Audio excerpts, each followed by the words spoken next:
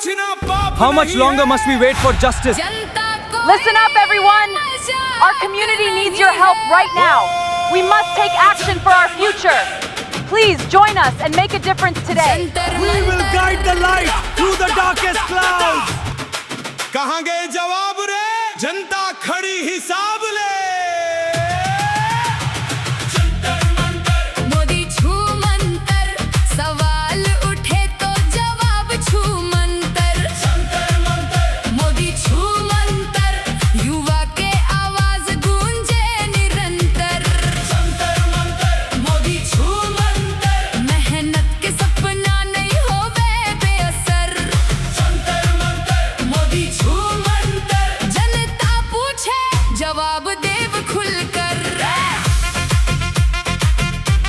जवाब दो, सवाल करो। रात रात जागे, किताब ला पढ़े, आँखी में सपना हजारों गढ़े। महतारी के गहना, दादा के कमाई, फॉर्म ऑफिस में सबो लगाई। पर्चे के खबर जब हवा में उड़िस, मेहनत के भरोसा भीतर ले टूटिस। बरसों के तैयारी पल में बेकार। कौन जिम्मेदार, कौन जिम्मेदार? कौन जिम्मेदार?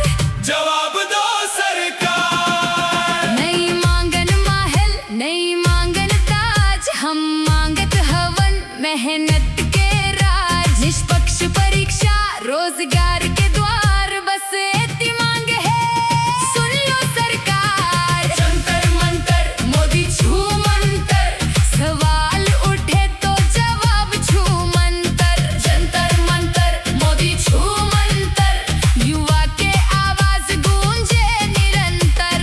जंतर मंतर, मोदी छू मंतर, कागज में वादा, जमीन में काबर अंतर। जंतर मंतर, मोदी छू मंतर, जनता पूछे जवाब देव खुलकर। हाथ में डिग्री, आंखी में आस, कब तक घूमन दफ्तर के पास। कबू नहीं भर्ती, कबू लंबा इंतजार। उम्र निकल जाही, कौन जिम्मेदार? मंच में भाषण, सपना महान, नीचे खड़े हैं बेरोजगार जवान। आंकड़ा के पीछे मत छुपाव आवाज, घर घर सुनावत युवा के अंदाज।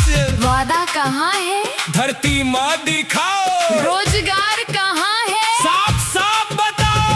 सत्ता हो चाहे विपक्ष के हाथ, जनता ले ऊपर नहीं कोनो जात। कुर्सी आजे कल बदल जाही, लेकिन जनता सब याद रखाही। कैमरा चालू, भाषण तैयार, लेकिन सवाल काबर इनकार। मन की बात तो बहुत सुनाए, युवा के मन के बात कब आए। नहीं गाली देबो, नहीं आग लगाबो, संविधान धर के सवाल उठाबो। लोकतंत्र में जनता मालिक है, जवाब मांगना अधिकार है। दादी कहे बेटा हार मत मान, दादा कहे रख मेहनत के वान। आँखी के आंसू बनही तूफान, लेकिन शादी हमर पहचान। ना